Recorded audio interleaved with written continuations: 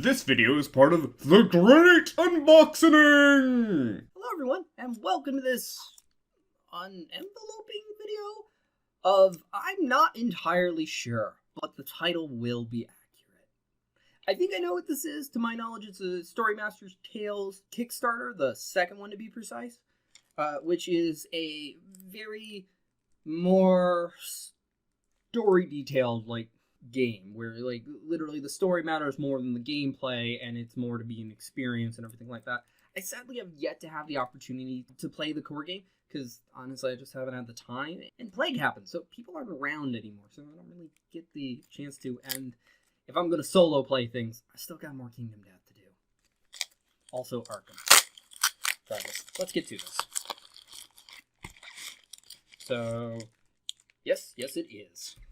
I don't know exactly which one, but ooh, I already like this. So it's Ziploc bagged in. To begin with, it is very clear that it comes with two normal six-sided dice, just regular pips dice, one white, one black, with the other color on the other. There it was. Let's see here. It looks like there's more than a single booklet in here, which is what it felt like. Well, there's definitely more because one, there's the dice, and two, there's this green bag, which has more stuff in it.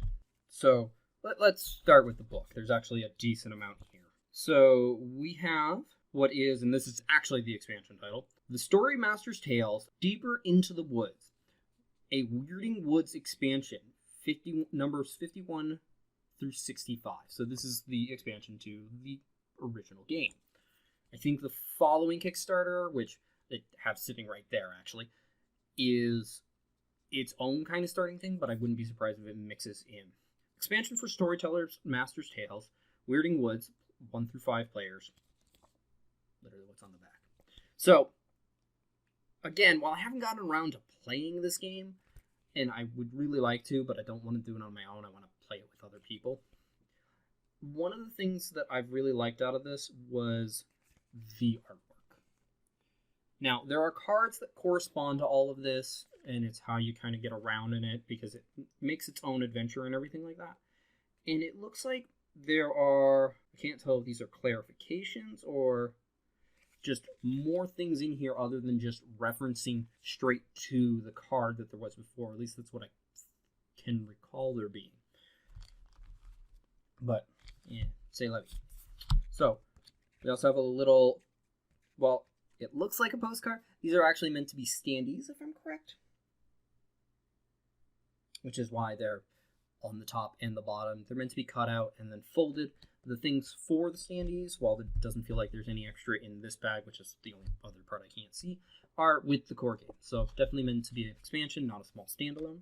And then there are not one, but two new pads of character sheets, which is always appreciated. I kind of wish I could get more of the character sheet pads for Kingdom Death Monster, but I've laminated those at this point because I was sick of running out and using them. I even had more printed just in case people wanted to use those. But yeah, these look exactly the same from one another, so it's just two more, and I'm completely okay with that. I don't know if it's supposed to come with two, or I just ended up ordering two, and this was so long ago that I can't remember. Sounds like something I would order an extra of. Then we have a drawstring bag that's green, and I love the color green, especially hunter green. But it also has cards inside. And like I said, these are the cards that correspond to things. So a little bit of plastic there. And it looks like we've got two different types of cards here. We've got locations, which are literally just the basic image on the back for the various locations, and then the artwork on the front, along with the name and the number. Now, I was going to say it looks like these got marred up and everything, but I'm realizing now, and it's the same way with the rewards cards, they're not marred up, they're marbled. So they have a similar visual effect to them of marble. Either that or they did get marred up. I'm not too sure. They're not the same on all cards, but it doesn't look like it's any scrape marks or wear away. I'm okay with them if it's marbled. If it's worn away, I'm concerned about how long these cards will last. But we've got Giant Eagle, Gates to Threat Lore Town, the old treehouse, the hanging tree, Soldier's Outpost, Ruin Keep, the Mushroom Field, which has this icon on the top and bottom, but I'm realizing some of them just have different icons, which, yeah, there's different things. Those might correspond to what kind of events they are or what kind of things they are. Then we have the King's Ranger, who has a bird, I'm guessing a falcon. Yeah, that's definitely a falcon on his shoulder. The Druid, who has more birds on him. Wahaha, he has more birds than the Hunter. The Talking Tree, reminds me of the Deku Tree.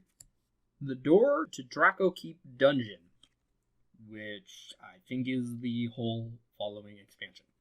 Whether or not that actually goes into that or not. The Bandit Lord,